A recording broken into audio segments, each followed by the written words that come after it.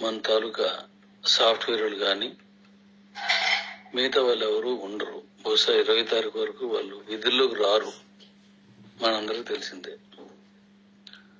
అయితే 20 తారీఖు తర్వాత మన తాలూకా కిబో కాయిన్ ని కేబీసీలోకి పంపించుకునే విధానం మీద వర్క్ చేసి ఈ నెల ఆఖరిలోపు, అంటే ఈ నెల ఈ పండుగలోపు ఇద్దాం అనుకున్నాను.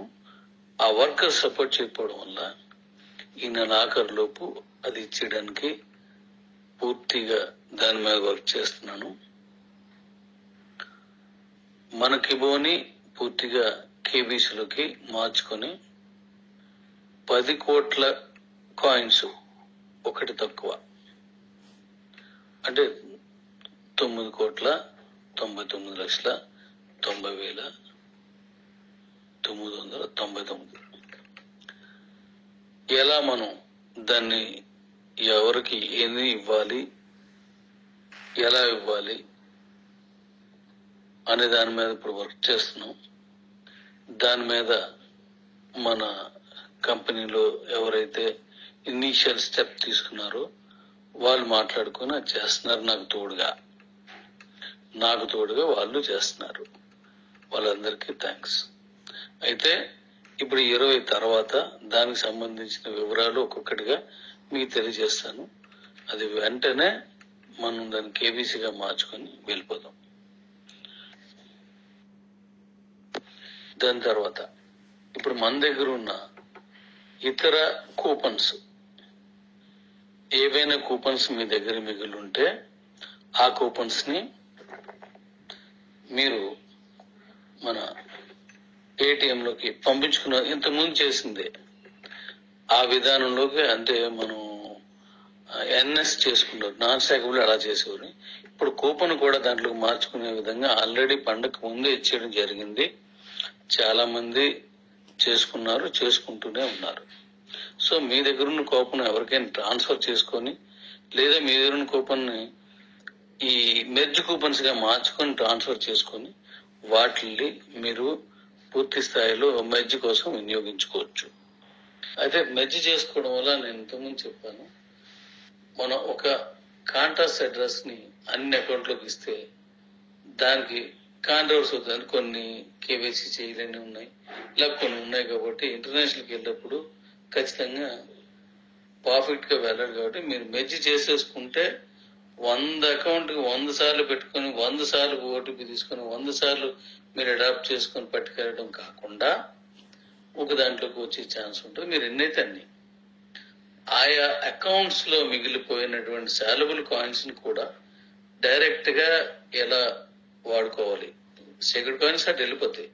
సాలబుల్ కాయిన్స్ లో ఉన్నవి వాటిని విభజించి వాటిని ఎలా మీరు పంపించుకోరు, ఎలా మీరు కేబీసీకి వెళ్తాయి అని దాని మీద, అంటే సాలబుల్ కాయిన్ ని మనం డీసీట్లో తీసుకోవడం, నేరుగా వాడుకోవడం లాంటి ప్రక్రియతో మనం ముందుకు వెళ్తాం. కాబట్టి మన తాలూకా నెక్స్ట్ ప్రాజెక్టులోకి నేను కానీ, అలాగే మీలో ఉన్న అనేక మంది సపోర్ట్ చేస్తున్న వాళ్ళు కానీ దాన్ని ఎలా వాడుకోవాలి అనే విధానం పైన మనం మళ్ళీ ముందు తీసుకెళ్ళొచ్చు. కాబట్టి ఈ మెర్జ్ ఆప్షన్ ని వినియోగించుకోండి. అలానే మీరు పీసీటీలో కొనుగోళ్లు చేయవద్దు. ఎందుకు చేయొద్దు అని అంటే, ఇప్పుడు దాంట్లో ఉన్న క్యాష్ అంతటినీ బీసీటీలో కానీ ఎక్స్చేంజ్ లో కానీ మీకున్నవి అవి క్లియర్ చేసి, మీరు ఏ పేమెంట్లు ఉన్నాయో అన్ని రకాల పేమెంట్లు క్లియర్ చేసి నెక్స్ట్ మళ్ళీ ఎలా వెళ్ళాలనేది బ్యాంక్ తాలూకా వెసులుబాటును బట్టి నేను చేస్తాను. కాబట్టి మీరు అందులో చేయకండి. ఈ క్యాష్ అంతా కూడాను రేపు ఫిబ్రవరిలోకి నేను సెట్ చేసుకుంటున్నాను. అది అయిన వెంటనే నేను ఎప్పటి నుంచి ఇస్తాను అనేది మీకు చెప్తాను. మొత్తం క్యాష్ అంతా కూడా వెళ్ళిపోతుంది. ఎందుకంటే నేను కొన్ని సైట్లు సేల్ పెట్టాను. కొన్ని ఎన్ని రకాలుగా అవకాశం ఉందో అన్ని రకాలుగా క్యాష్ ఏర్పాటు చేస్తున్నాను. అది క్లోజ్ చేసి మనం బేసిక్ని కానీ కేబీసీని కానీ మన యూటిలిటీలో తీసుకురావడం ఎలాగనేది మనం చేసుకున్న ప్లాన్ ప్రకారం వెళ్దాం. దీనివల్ల కాయిన్ రేటు పెరుగుతుందని మీ అందరితో పాటు అలా కాయిన్స్ తగ్గించుకోండి అని చెప్పిన వాళ్ళతో కలిపి నేను కూడా నమ్ముతున్నాను. తక్కువ ఉండడం వల్ల కాయిన్ సంఖ్య తగ్గిపోవడం వల్ల ఖచ్చితంగా రేటు హైక్ అవుతుంది. యూటిలిటీలో తీసుకురావడం వల్ల కూడా రేటు హైక్ అవుతుంది.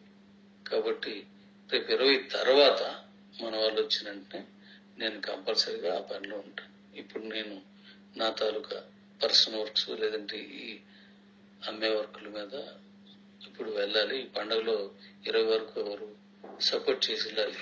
మనుషులైతే వచ్చారు, ప్రెజెంటేషన్ ఉంది, కానీ మానసికంగా ఇంకా సిద్ధపడి లేరు ఈ మిగతా పనుల్లోనూ వెళ్ళటానికి. కాబట్టి